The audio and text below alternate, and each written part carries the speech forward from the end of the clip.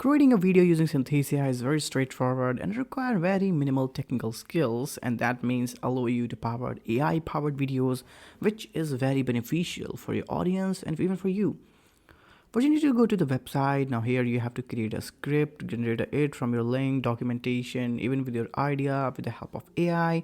Now what you need to do is after that customize your video. Customizing your video means replace it with AI avatars, color, font, layouts, which is important in the steps to make your video engaging. Share your video now to let others know and comments and collaborate.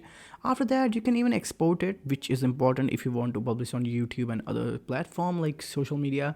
You can download your video, get a share link and embed it anywhere on the platform. You can see on the screen how easy it's to recreate the same thing, and I'll see you in the next one.